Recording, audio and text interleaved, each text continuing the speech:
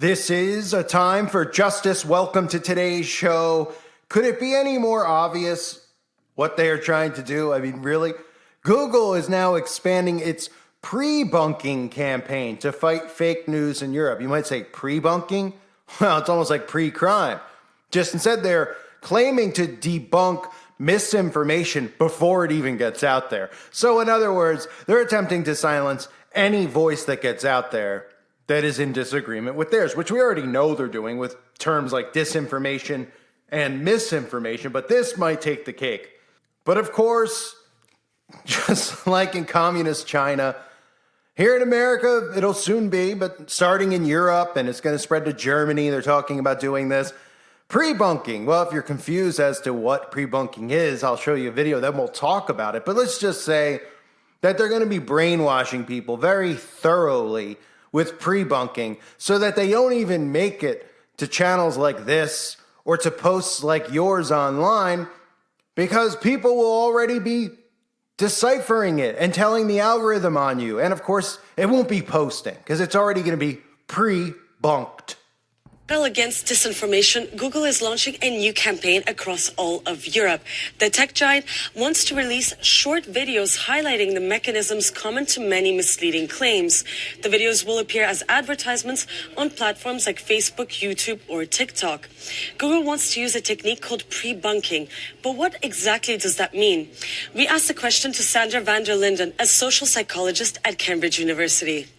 Pre-bunking is the opposite of debunking, so it's a preemptive technique based on the idea of psychological inoculation. So just as vaccines expose people to a weakened dose of a virus to try to trigger the production of antibodies to help prevent future infection, it works the same with pre-bunking. You preemptively try to refute a future falsehood or the techniques that are used to dupe people online so that people can build up cognitive or mental antibodies so that when they actually come across it in the future, they're partly immune. And so last year, Google had already launched a pre-bunking campaign in Poland, the Czech Republic, as well as in Slovakia, of false claims about Ukrainian refugees causing a housing crisis in these three countries. And this video was watched a whopping 38 million times, half of the population of these countries concerned. Take a look. Wojna w Ukrainie trwa nie tylko w terenie, ale także w twoim telefonie. Żeby wygrać tę wojnę, niektórzy będą próbować tobą manipulować, robiąc z Ukraińców kozła ofiarnego i winiąc ich za twoje problemy. Hej, wszystko gra? Pytam, jak ci idzie szukanie mieszkania. Przez tych Ukraińców nie mogę znaleźć mieszkania. Co?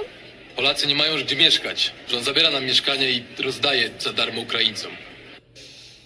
And researchers found that compared to people who hadn't seen the videos, the ones who did watch them were less likely to spread false information.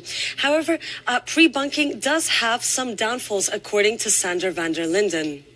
Sometimes I worry that social media companies see this as an excuse not to take down content or not to pursue regulation because they're saying, look, we can empower people and pre-bunk everything, which is great. But, it's one tool in the toolbox. It shouldn't be the case that that becomes a replacement for taking down harmful content or implementing measures that improve the algorithm or change the incentives on social media. In Europe, these videos will be rolled out in Germany soon, and a similar campaign is also in the works in India. What an absolute joke. For people not to be able to see in the history of the world how this is relevant to history of censorship, of silencing critics, of a tyrannical government, a government that, if you can't see, is pretty out of control. And I'm not just talking about America, I'm talking about all the leaders, Canada, Europe, Australia, New Zealand, you name it. All of the leaders are completely out of control. Have you noticed what's been going on the last few years? Do you want me to name a few things? Should we just start with the outbreak? Should we just venture into the trans-library school readings? Should we pivot over to all the food manufacturing plants that are exploding? Should we take a sidestep over to all the trail derailments that are causing chemical bombs around our country? Should we maybe make a jump into the avian flu? Do we want to go on? I mean, there's more and more and more. But this is the new form of censorship. In a battle against fake news, Google is launching a new campaign across Europe. The tech giant plans to release short videos showing the mechanisms at play behind disinformation. I guess they'll be playing a lot of short videos of CNN, MSNBC, Fox News, all the ones, the controlled media, all of them, right? The videos will appear as advertisements on platforms like Facebook, YouTube, and TikTok. These videos will be rolled out in Germany soon. A similar campaign in India is also in the works. Google wants to use a technique called pre-bunking. You've probably already heard of debunking, revealing the inaccuracy of a claim. But what does pre-bunking mean? Think of disinformation and fake news as a disease that spreads among the population. Researchers want to contain the spread of these false claims among the population by inoculating them like a magic potion vaccine does. I mean, should I reread that paragraph? Think of disinformation as a disease. Well, I agree. Disinformation is like a disease. But disinformation only comes from the government-controlled mainstream media, the liberal, communist-controlled media, just like China, that just airs a one-narrative view. Then you get the little different view from Fox because they're still trying to make this seem like it's a democracy/republic when it's not. But yes, we'll compare disinformation to it. So who are they talking about? Well, they're talking about you. They're talking about me. They're talking about all of us together. Whether you have a YouTube channel or you just share stuff or post your own opinion on Facebook or Twitter, wherever you might do that, you're going to be pre-bunked and we're all going to be in it together. They say in that way, pre-bunking could help reach a sort of herd immunity when it comes to false information, therefore limiting its impact, explained Sander van Dierlen, a social psychologist at Cambridge who authored the new book, Foolproof: Why We Fall for Misinformation and How to Build Immunity. I mean, these people, we have literally are empowering the utterly insane. Now, a lot of these people who, like this guy who write these books, are just plants. They're communist, secret society, shill puppets who put this stuff out here. But the people who fall for it, the people who literally think that these clowns have all of our best interests at heart, it's pretty incredible, isn't it?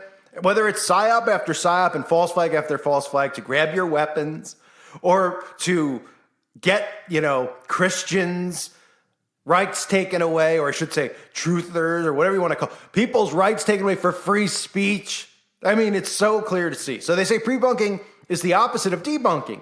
It is a preemptive technique based on the idea of physiological inoculation, he told Euronews. So just as vaccines expose people to a weakened dose of a virus, well, so they claim. I can't go further. Wink, wink. So I'm sorry, it's funny to me. Just as vaccines expose people to a weakened dose of a virus to try to trigger the production of antibodies to help prevent future infection, you preemptively try to refute a future falsehood or to take techniques that are used to dupe people online so they can build up mental antibodies, and in the future they are partly immune to disinformation. I mean, is this an utter joke? What world am I living in? So they're pretty much saying, listen to our narrative and our narrative only, the mainstream narrative. Anything else is like a virus.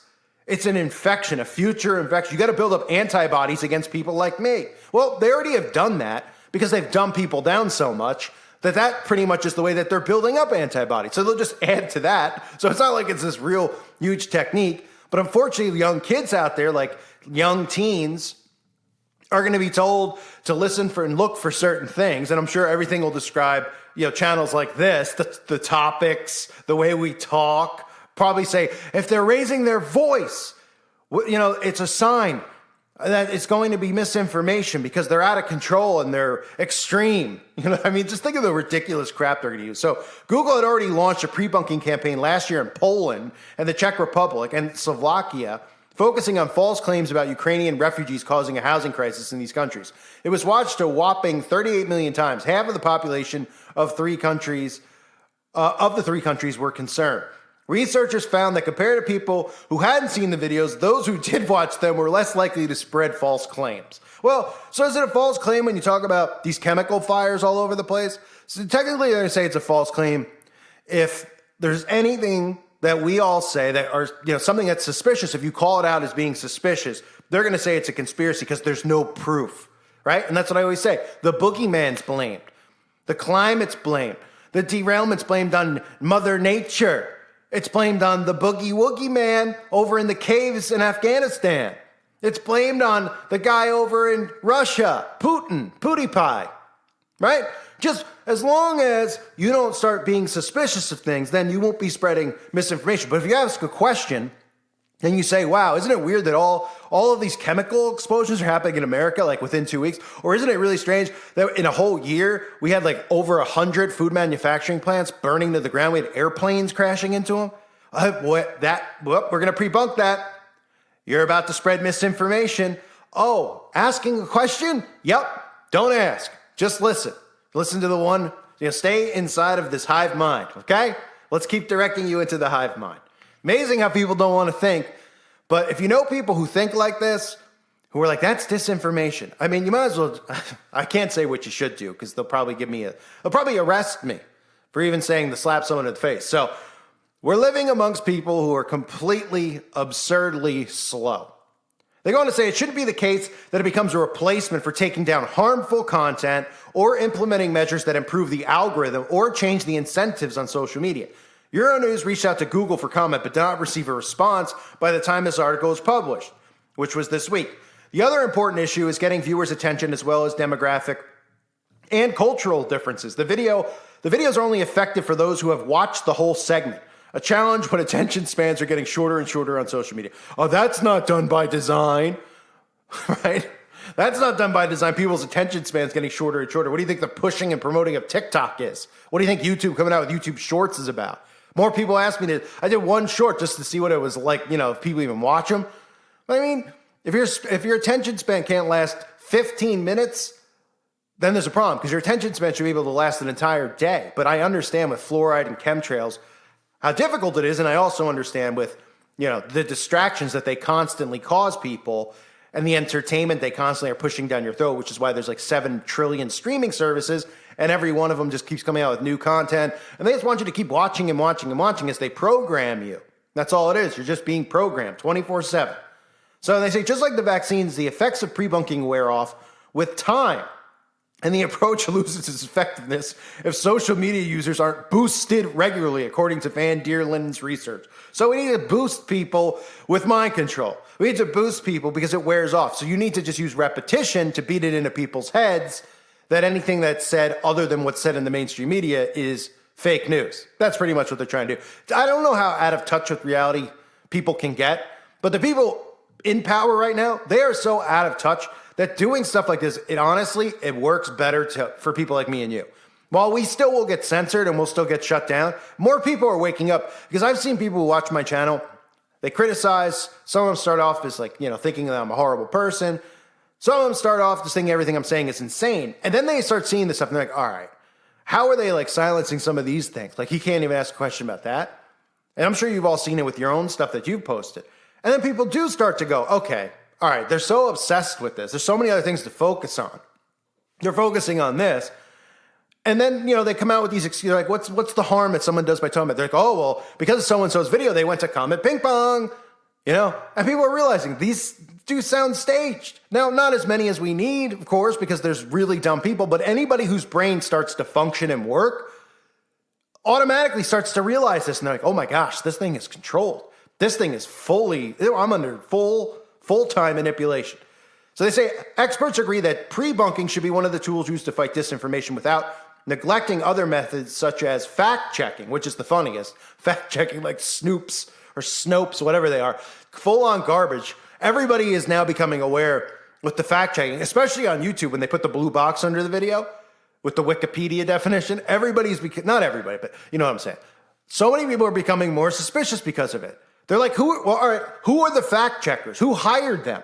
They're just some couple, Snopes is supposedly some old couple farting around, making a ton of money from George Soros. And anytime a conspiracy comes out, they just sit on YouTube and try to monitor people like me and you. They just write an article to debunk it and get paid for it. Oh, wow, that's real credible. They're not doing it for the money. Oh, right, they're doing it for the truth. I forgot. Excuse me. So fact checking is still absolutely necessary.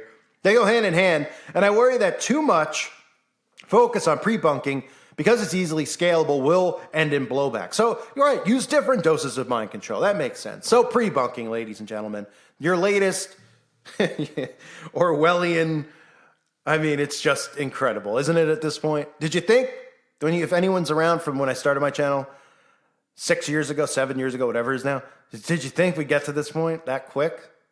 I mean, we're going from signs and symbols to full on Orwell, right? It's pretty scary, but it's hard not to laugh because we've warned people about exactly what's happening. It's all happened, all of it for the most part. What hasn't happened yet? I mean, come on, I don't even want to get into it. But the majority thing, including the outbreak, it should have been enough to wake people up. We said it was coming over and over. There had to be a mass amount of you-know-whats.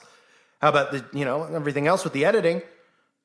And still, their mind control programming is so thick that they ignore that and just call people conspiracy theorists based on political affiliation, of course, because the political party known as the Democrats plays to the weak and the emotions of those people who are completely, sick. Let's just say that. I thank everyone for being here. Hope you're doing well. Let me know what you think in the comment section below. I might have to pre-bunk your comments. I'm joking, even though that wasn't funny. I thank you again for being here. God bless all of you and your families.